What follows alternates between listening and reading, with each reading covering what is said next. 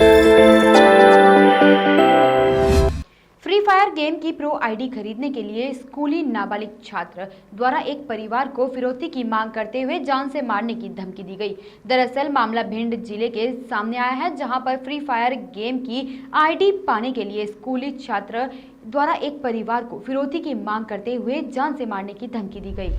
परिवार पूरे 2 दिन दहशत में रहा जब तक आरोपी गिरफ्तार नहीं हो गया। मामले का खुलासा उस वक्त हुआ जब दबोह का रहने वाला एक परिवार थाने पहुंचा और अज्ञात व्यक्ति के खिलाफ एफआईआर दर्ज कराई।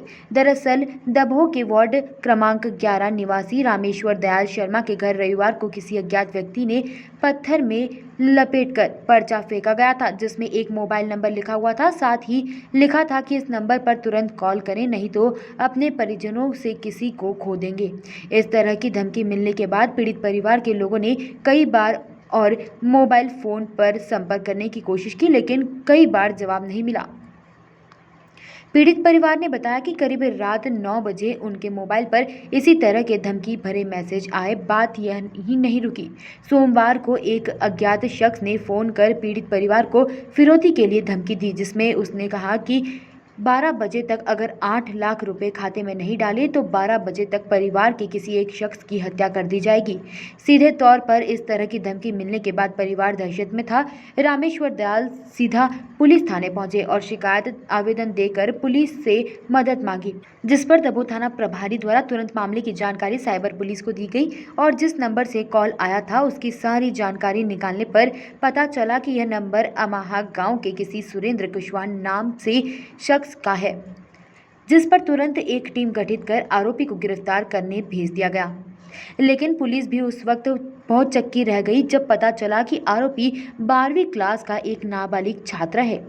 उसे गिरफ्तार कर थाने लाया गया और जब उससे पूछताछ की गई तो उसने बताया कि वह अपने एक दोस्त के साथ मिलकर फ्री फायर गेम की आईडी खरीदना चाहता था, जिसके चलते उसने इस वारदात को अंजाम दिया। हालांकि फरियादी की शिकायत पर पुलिस ने मामला दर्ज तो किया, लेकिन कानूनी व्यवस्थाओं के चलते आरोपी को कच्ची जमानत देकर छोड़ दिया गया है।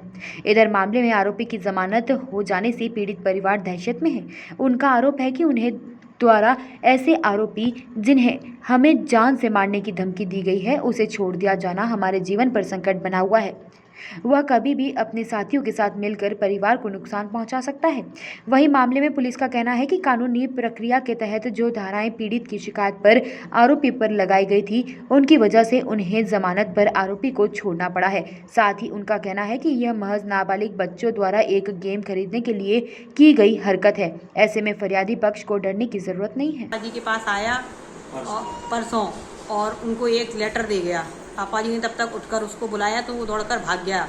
पापा जी ने उस लेटर को पढ़ा तो उसमें लिखा था कि आप इस नंबर पर मुझे जल्दी कॉल कीजिए, नहीं तो आप अपना सब कुछ खो दोगे और ये आपके लिए अच्छा नहीं होगा।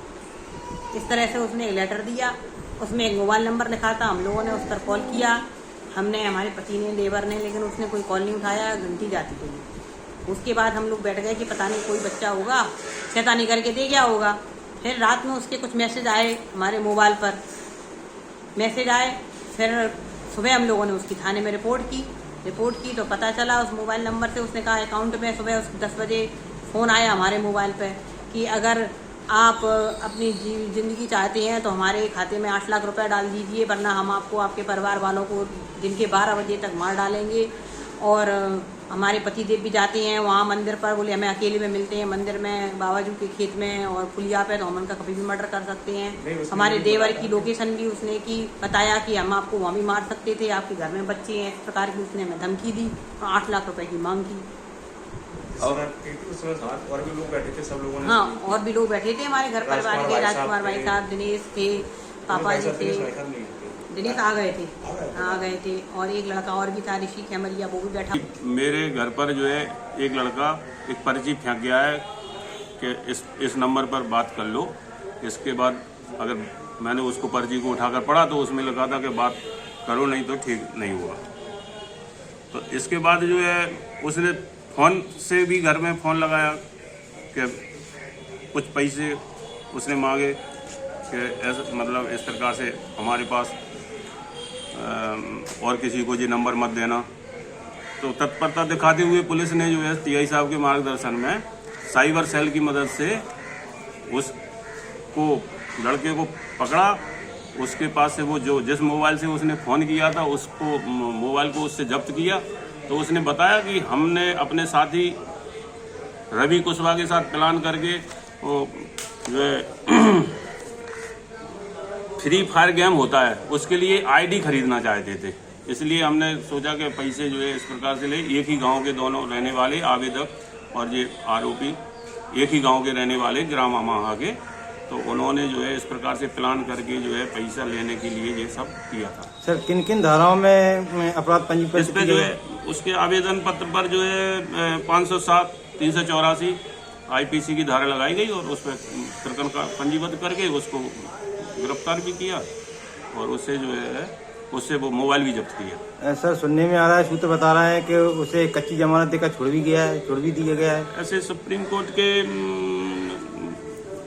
रूलिंग है कि 10 साल से 7 वर्ष से जिनमें कारावास कम है उनको जो है हम धारा 41A का नोटिस देकर के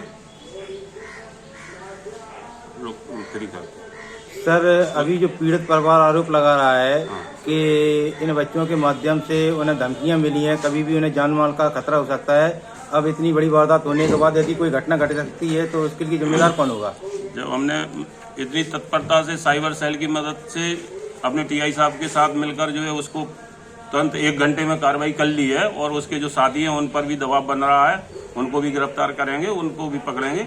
इसके बाद ऐसी कोई बात नहीं है कि कोई धमकियां देंगे। उनने जो है फ्री फायर गेम के लिए आईडी खरीदने के लिए सर आपने जब सवाल का सही जवाब नहीं दिया।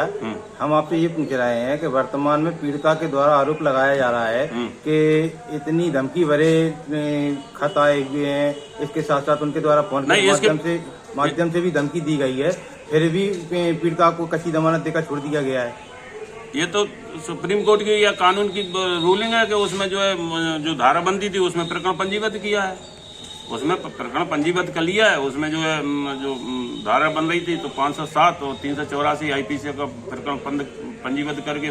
वॉइस ऑफ राइट्स के लिए भिंड से श्याम सुंदर उपाध्याय की रिपोर्ट।